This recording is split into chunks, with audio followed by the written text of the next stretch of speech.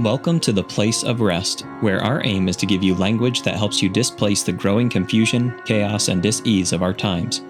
My name is Jonathan Boyce, and it's my pleasure to bring to you today's episode.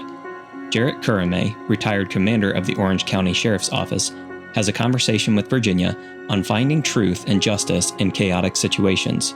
We hope you enjoy today's conversation. Jarrett, thank you for joining me again. You have a unique perspective, I'm sure, as a commander of a large patrol division of over 300 men and women that you are responsible for.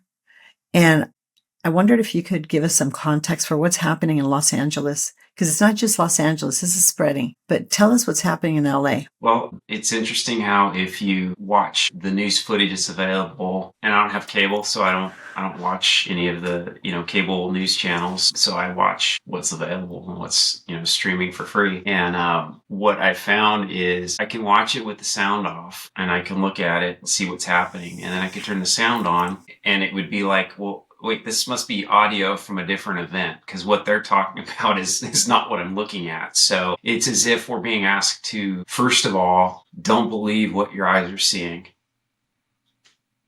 Right? And then that causes in and of itself some confusion because you're hearing about a peaceful protest, but you're watching a riot. So your mind is automatically, as the viewer who's safely at home, just, wow, this is compelling footage because it's very compelling, right? And so you're watching it with interest, but now you're confused. And then you're asking yourself, well, what do I believe about this? And well, that's a really good point. But, they're half truths or they're just full on lies is what we're hearing, because the truth of what we know as the law enforcement community is that these events, what a peaceful protest looks like is people that are in some semblance of order in an area, and there's police that are present because they went through the process of notifying the city or the municipality that, hey, we're going to have a protest. And then typically what happens is the police chief or one of their, someone that works for them will call the organizer and say, hey, look, here's my cell phone. I got your cell phone. Let's talk. What are your plans? Well, we want to do this. Okay, well, unfortunately, we can't do that, but we can do this. And then they say, okay, well, that's fine. Oh, I got my number. You got my number. Before we do any action, I'm going to call you and I'm going to give you the opportunity to, if you need to rein in some of your folks as an organizer, great. If not, then, we're going to have to do what we got to do. And you know that and you understand it. You understand the limitations of the permit, if you got a permit, or the permission that we're giving you, or the allowances we're going to make, right? If you could stay to this area, that would help us a lot because then we could protect you from any counter protesters. So there's that kind of thing. The point is there's notification and there's organization. And there is. There's and form there's organization. and structure. Yeah, and so what we know as a fact is when you start to see that break down, it's the one or two bad actors. And what we have seen since 2020 is that with the advent and the accessibility of social media, the coordination is happening on social media. And it's happening real time. And there have been busloads of people being brought in. There are inserted people, and they're typically a smaller group, but they have an agenda, and the agenda is chaos. It is anarchy. It is that there is no authority that is legitimate except whatever I feel like right now. It's the emotions running wild, and it's a come on, let's go. That's right. They're rallying. They're igniting. Well, two things, and I'd like you to comment on this. And I've been told by people that were there that it was really a strange, bizarre thing that began to emerge. And there was almost weapons being delivered and dropped in the form of bricks and hammers and masks to protect. And compounded by the fact that now people are posting on social media that they're running ads and different things and paying people to join them. That is anarchy. Yes. It is not in response to this threat of a dictator, because all the policies coming from the White House are the antithesis of that. So regardless of what party you're speaking to, anarchy is not consistent with the policies that are coming out of the White House and the things that are happening on the streets. So I liked your idea of turn off the volume and listen to what's being said. Yeah, I think we know history's shown us, at least in our region, I'm sure it's the same across the country, because it seems as though how how the LA region goes is how what's copied everywhere else. Yeah, it's not at all uncommon to see a pallet of bricks, nails, whatever dropped in a kind of nondescript location, sort of in an alleyway or in an out of the way area, and to come across those and to find out that those were placed by, these folks that are coming in, and whatever their affiliation is, I don't know. I think I almost think that's irrelevant. Because our fight's not against flesh and blood. Exactly. Yeah, it's but happening. Our fight's not against flesh and blood. And if you're ever in a region where there's a crowd dynamic, where there is a complete loss of control, or it feels that way, there's such spiritual heaviness that's at play there. And what you begin to see, what you begin to see is, okay, how does looting a store, what does that have to do, like in this case, what does that have to do with your position on immigration? Like, I don't get it. Is it, and I think, and this is just my own personal opinion, I think it's just, sort of the base kind of hedonism that we have. It's an impulse thing. It's like, well, I can get that, and I think that starts to compound. And when you have a sense of lawlessness, like you've seen some of our liberal laws in the past couple of years, where you have groups and groups of people coming in to steal and take things, you begin to see like, they're just taking advantage of the environment that we've laid before them that will further enhance their ability to, scratch the itch of their impulse. Fundamentally what you said is so powerful. It's lawlessness. They have to ignite lawlessness and then pit us against each other to overcome us. Now, you contrast that with a revolution, like what we experienced in the United States. That's not a revolution. No, it isn't. No. There's not a single revolutionary that we're aware of in history, either through written word or passed down verbal accounts of it, that was in it for themselves to just get rich. They weren't in it to build their, hey, I always wanted those Air Jordans, so I'm going to break it and steal it while we're having this revolution. Nobody was taking advantage of the wealth of England at the time of revolution. It was, we are going to establish a republic. That's right. Right? And we are going to do this systematically and in order. And there was no one man that was getting wealthy or rich. Yeah, there was wealth and there was riches, but it wasn't like that was the thing. And so to me, to even grasp things to make yourself better off, like you go into it with nothing, and you go into it with a riot, and you come out of it with a $200 pair of sneakers. Like, well, what was the point of your protest? Well, exactly. But the lawlessness has been ushered in by a weak administration at the end of the day. Yeah. And that's just what's happened. I remember being at a CVS or Rite Aid. It was one of those. I was speaking at an event and I needed something. And I walked in and I watched a woman fill up her bag with different things. She was, of course, being sneaky and deceptive about it. And I was shocked and I was horrified when she was leaving the store. And I said, "Excuse me, can you please put those things back?" And she said, "What things?" And I said, "Well, I've been watching you fill your bag with many things, and that wouldn't be proper. It's not the right thing to do. Can you please put it back?" She said, "I didn't take anything." I said, "I watched you." The manager comes towards me and says, excuse me, you can't say anything. We can't do anything about that." And I said, "Excuse me? No. I will not stand here and be silent. You are stealing. She is stealing. What are you? Who are you here? What is your position?" She says, "I'm the manager, and we were told to stand down." I said, "Well, I'm a citizen of this republic. I refuse to stand down. Put those things back. Immediately put those things back. That is costing every single person in the store an incredible amount of money, and you're hurting yourself and all of us. This is not productive. This is self-destruction. Put it back." And the girl lost all color in her face. She put every single thing back, to my knowledge. But I watched her dump her purse and leave. And the manager said, "You can't do that. You can't do that." I said, "Don't you see that this is a slow death? We cannot not do that. The government may be lawless. They may be advancing the cause of lawlessness. I will not tolerate it. I will not have it. My conscience won't bear it. And if I violate my conscience, then what? The government's falling apart. My community's falling apart. Obviously, you have no control. You're falling apart.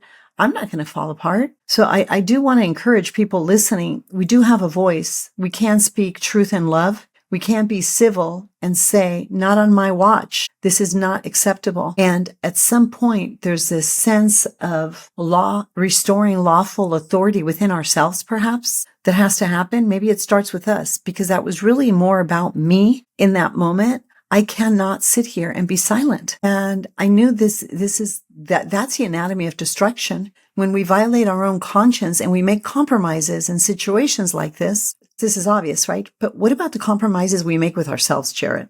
And the things that we consent to that we know are wrong? And so I want to encourage people that are listening. We can put an end to this thing. We can heal the hemorrhaging heart of this nation in one generation. There's more of us than them. These are, in my opinion, organized and orchestrated.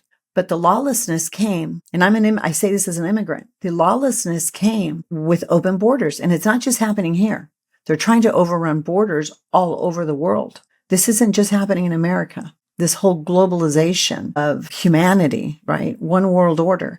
I mean, it's ultimately, you and I know it's going to end up there. But until then, we have a responsibility, a moral responsibility, to at least invite people to what? Wait, stop. Let's think. This is confusing. This is chaotic. And this is causing me great dis-ease. Somebody's lying here. Where are the lies? This is not consistent with anything life-giving. That means this is the antithesis of rest. So what's my responsibility here? Sometimes, like you say, it's to ask questions and to wonder and to be curious about things. But we can do those with kindness and still say, this isn't okay. But that was jolting. It was jolting. It was disappointing. And I found the whole experience repulsive. So the breakdown in law and order is coming from high positions of authority. And that's a big discussion, but it's always around money, greed. Well, it's all about power, money, and just the moral compromises that comes with just depraved thinking. And we see it manifested in all forms of government, and it's showing up in our streets and in our lives. And I think we can turn this thing around and say no. Anyway, sorry to go rant. Can I make an observation on your story? Yeah. Please. Yeah. So your story at CBS, it resonates because you're not fractured in the sense of you're aware of the connection of your soul, your spirit, your body. And so what I think where we fall short in our quest for truth and to want to see justice is it turns into an emotion. Yeah. And so often these things go south because a conflict like what you experienced and you decided to speak into it in truth when you're initially met with, what are you talking about? I don't even have a purse. I'm looking at your purse right here, right? And that's like, it's like the news. It's like, what are you talking about? This is a peaceful protest. You don't even know. We've covered these for lots of years. This is peaceful. Well, that car's on fire and there's a hole in that building and that guy's throwing rocks at cops. I think what I'm getting at is when our emotions are allowed to run free, it can get your gut pretty quick. So you go in there and you're met with, at what point, and so many of these things turn into physical, right? So it's a very spiritual thing that's happening. Yes, it is. In our quest for justice, it often turns into a physical thing because we're going to make what's right. And we're going to set it straight right now. And we're not taking into account the spirituality of the person that we're confronting right now. And I wonder with the open borders and our understanding of principalities in the spiritual realm, that we have come to understand are given authority over regions, and borders do matter because they're legal borders for principalities. What happens when those borders by those that are given authority are removed and other principalities are allowed to now reign in the spirit realm? And what are the impacts of that? And I think in some part, that's what we're seeing in a physical world right now is the impacts of a confused spirit realm on top of a confused physical realm. And I would just say for those that are really passionate about justice, I would say we could follow what Jesus did in the face of injustice. And that is to find yourself alone for a minute in communion with the Father. What is my role? Why am I seeing this? What do you want me to do with this? And then allow the Holy Spirit to speak to you, because it's easy to get caught up in the emotion of other people's emotion. And that typically, my experience as a law enforcement officer ends in a physical confrontation that requires the arrest of both parties. It requires action from law enforcement, which in turn turns into disillusionment for both people. it's a fight that doesn't end because the fight is being fought on one front only and not in the real battle where the real battle's happening in the spirit realm. Take every thought captive and bring it in submission and obedience to your deepest conviction and to truth, to what's truth. Have the strength and courage. It was interesting while you were speaking. I thought this manager was shaking, almost convulsing. She was so deregulated because she was misusing her authority. And she knew I was speaking truth. And she was conflicted between being told to do what she knew was wrong. She had to violate her conscience to do her job and to keep her job and to put food on the table, and the truth. And the conflict was so great, and she was so terrified that she literally was convulsing and shaking. It was a sad thing to witness, and it really was inspiring to me because when we invite people to rest,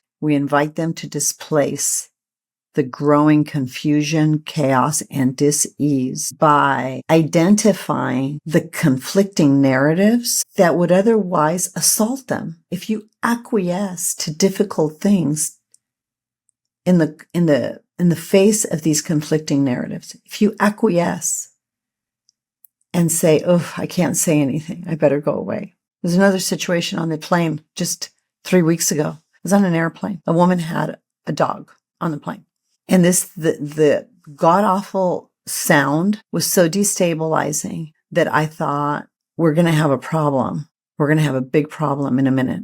It was so awful. 2 young flight attendants had no power, no authority. They were just robots serving. They didn't know what to do. Everybody was starting to get restless. There were a few people that had some mental health challenges, I could tell, because I got up and went to the restroom to assess the situation and see where the conflict was. And I asked for a drink so I could engage the attendants to see what their frame of mind was. I was just assessing the situation to see how are we going to mitigate this without me stepping out of line as a passenger. I really, I'm a guest on their plane. And it was very interesting, Jared. I went back to my seat and 4 people around me say, "Did you say something? Are they going to stop this? This isn't going to end well. I can't take this much longer." It was horrific, the sound this dog was making. And we had already been like 30 minutes into this, and we have a 4-hour flight. And so I thought, I have to say something. So I got up again, and there was like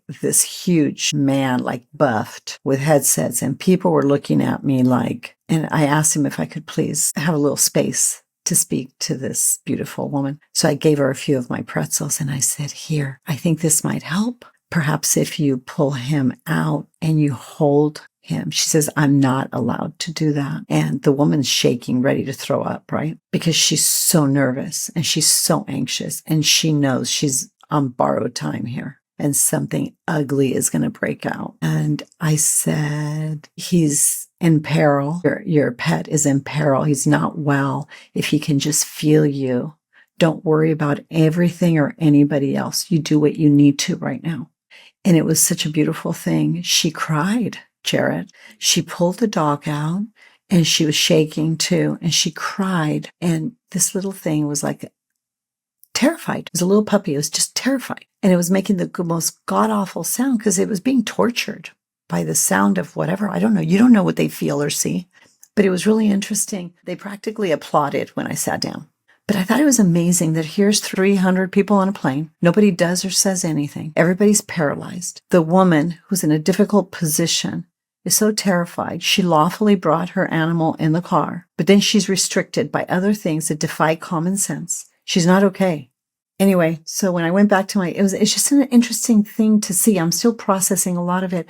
But when the flight attendants came with drinks, I said, "Excuse me, but I want you to know that," and he said, "No, we saw what you did. Thank you so much." And I said, "Well, thank you. I was just wanting you to know that I asked her to take her dog out. I asked her to hold it, and I gave her the pretzels. I gave her the pretzels I asked you for." And they both looked at each other, and it was like, "Thank you so much," because they're restricted. So there's unlawful authority and backwards thinking and escape from reason in so many spheres of influence and structures of authority that I think it's making people crazy. Literally. The flight attendants are paralyzed. The passengers are paralyzed. And this woman is about to have a nervous breakdown. and everybody's emotions are about to reach a feverish pitch. And we have two people that are supposed to be in control that are young and terrified because everything else, it's the domino effect, right?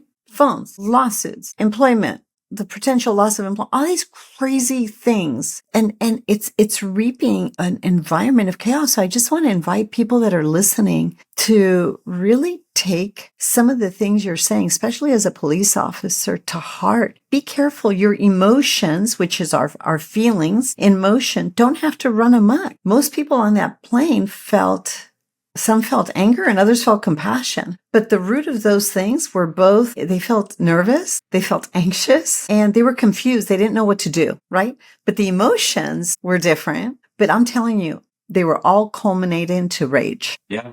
Pressure has to go somewhere. The pressure has to go somewhere. It's interesting. I think that there's, you talk about these flight attendants not taking their authority. And I think that you could probably get an org chart if they're like any other place in the world right now, and because of liability being what liability is, because of the way things are written or the spirit in which things are delivered from managers and supervisors, who themselves aren't fully aware of their authority. The human element and the compassion for the reality of what's being experienced in real time can't all be codified in a rule and a regulation. So you can't always go to something like that and say, hey, well, I can't because of this. Now there's safety things and all other stuff that trump it, but I think it's interesting that when you look at it, it's like we all know this, we've all experienced avoided leadership in any situation. And when somebody steps into it, it's either like, oh gosh, this is going to be a train wreck. At least we'll get to see a good fight here. Or it's like, wow, thank you. There's peace now for all of us because somebody stepped up. And I think we're seeing that in so many segments, not just in a like you see it in a retail space. Here's a commercial airline space. It's at a governmental space. Why do you think that people won't give candid interviews in general from either party until they've had a chance to get with whoever's running the show to get what are the talking points and what can I say and what can I not say? Why is it that people can't be fully human and represent what they believe? And if it's a little bit askew from what the company line is, well, that's the human experience. That's where we can have constructive conversations, and we could even argue in a civil way that might sway somebody to look at something from a different perspective. But when we lose all civility is when we allow our emotions to take over, hijack us, and act out. And I think that is, again, for a believer, it's great to have a Savior who was tempted like we were, but without sin, and has given us such a wonderful example of what conflict looks like and how it can be resolved. And you just don't see a reactionary Jesus. Even when he flipped the tables at the marketplace, he sat for a while and was fashioning a whip, wasn't he?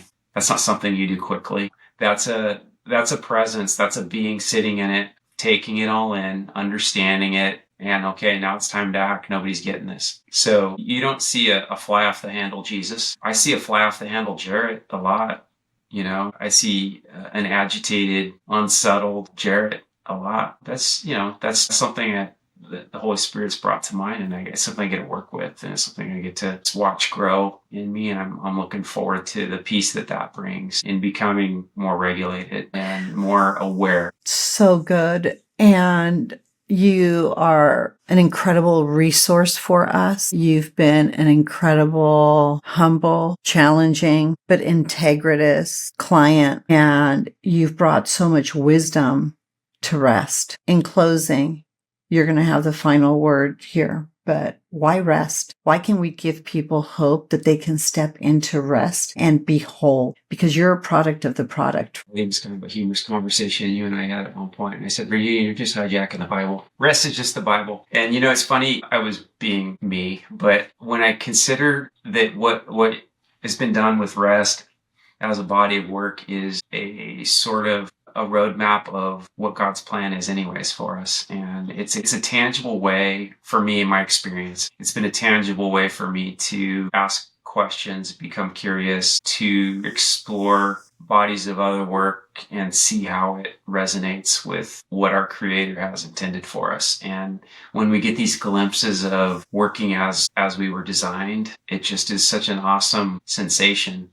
It really does transcend an emotion that you have, and it's as if, and it probably does in a way I don't know how to quantify, it brings wholeness at a cellular level. That's the sensation I get in my body, but in my spirit, I get a sense of peace, and in my soul, I just get like a satiation. I'm satiated. That makes sense. That allows all these constituent parts to move in concert and to experience the world around me at this point in time, this point in history, is a way that is God is intended. It's the opposite of what you felt when you walked into the CVS and saw someone loading up their bag. It's the opposite of what you sensed in the airplane when you were feeling the tension in a palpable way.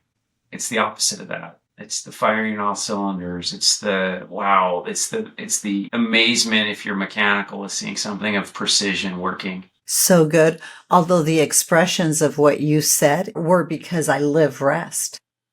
Mm-hmm. And you can walk away from very difficult situations, right? With this sense of well-being because you didn't violate something sacred in yourself, which is the balance, harmony, and coherence between your spirit, your soul, and your body. And getting these information systems in alignment is really everything you just said. It's freedom. It's freedom. Yeah, I think I encourage people to consider what is sacred and what is profane in your life and in your surroundings, and that will inform a lot of how you experience your world. Wow. Jared, thank you so much. Words to live by. We hope listening to this episode has brought you closer to experiencing the freedom of wholeness and healing. If you have questions or comments about today's episode, or for updates about R.E.S.T, please visit our Instagram or Facebook at The Place of R.E.S.T. If you would like more information about Virginia, or to support and join the cause of R.E.S.T, please go to theplaceofrest.com/donate or call 949-289-5935. Thank you for listening to Rest with Virginia Dixon. We'll see you next week.